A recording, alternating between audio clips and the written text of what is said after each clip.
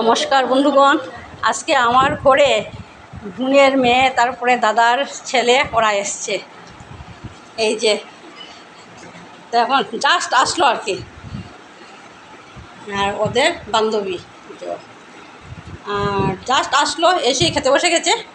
তো এই ওদেরকে মাছ দিয়েছি, মাছ রান্না করেছি টমেটো দিয়ে, তিল বাটা দিয়ে টমেটো দিয়ে মাছ করেছি।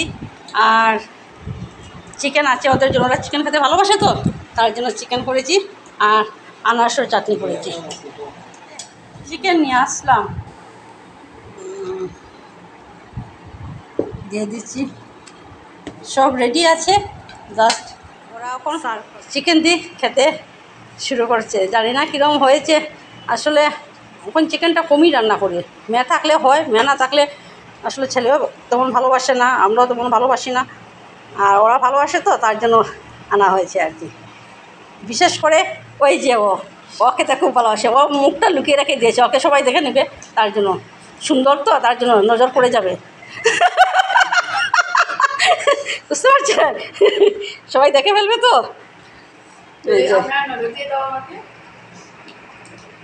ওরা খাচ্ছে। আর এই যে আনারসের চাটনি বানিয়েছি, জানি না কিরকম হয়েছে রান্না, বুঝতে পারছি না।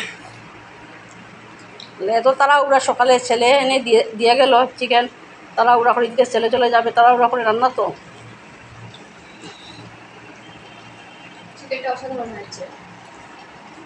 কিরকম হয়েছে রে চিকেন? জুড়ে বল, তো কোথায় শোনা যাচ্ছে না, একটু জুড়ে বল। আচ্ছা, ভালো লাগলো শুনে। জাল হয়েছে নাকি? না ঠিক আছে সব কিছু, হ্যাঁ ঠিক আছে। আচ্ছা আচ্ছা, ওই যে আমার ভুঞ্জি, ওর এই বছরখানেক হয়েছে, বিয়ে হয়েছে, বছর দেড়েক আর কি, 2 বছর, 2 বছর হয়ে গেছে। ওই আর ফার্স্ট টাইম আমাদের ঘরে আসলো। এটা তোর মুখটা দেখাবো, এই যে, আর ও হলো দাদার ছেলে, আর বোন আসেনি, ওরা দুজন আসছে। ওটা মুখটা লুকিয়ে রেখে দিয়েছে, ও দেখতে দিবে না আসতে।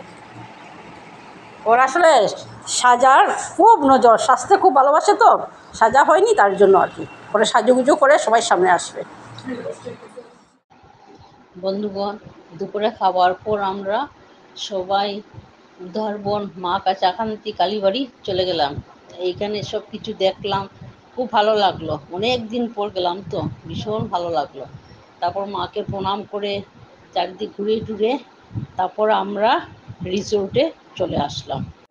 আমরা তো আসলাম, এসে এই যে সবাই বসে পড়ছে কফি খাওয়ার জন্য। আর ওদেরকে যদি আমি একটু কফি না খাওয়াই, ওরা তো গড়ে গিয়ে বলবে যে বড় বেশি কিচ্ছু খাওয়া হয়নি। কিন্তু আর মহা সমস্যা দেখি, আর হ্যাঁ, তা আমি কী করবো, বাধ্য হয়ে খাওয়াতে লাগলো। মা অর্ডার দিয়েছে পকোড়া, আর মানে পনির পকোড়া আর কফি।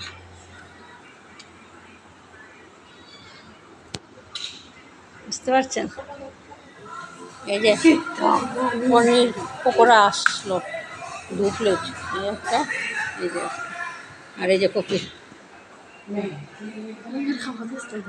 বাবা, ওর মুখে এই দেখো, ওর কফি দেখে আর পনির পকোড়া দেখে ওর মানে কি বলবো আর কি, অনেক লোক আসছে খাওয়ার জন্য, কিন্তু বুঝতে পারছেন, খেতে পারছি না, কি কষ্ট আমাদের।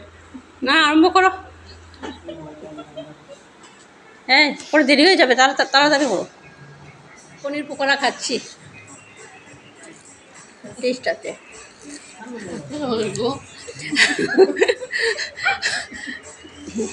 ওখানে আমার বড়ে দেখে না বহা দেবে বলে, দুপুরে খেয়ে এসে এখন পনির পকোড়া খাচ্ছে মেয়েটা, দেখো কি অবস্থা, খুব টেস্টি।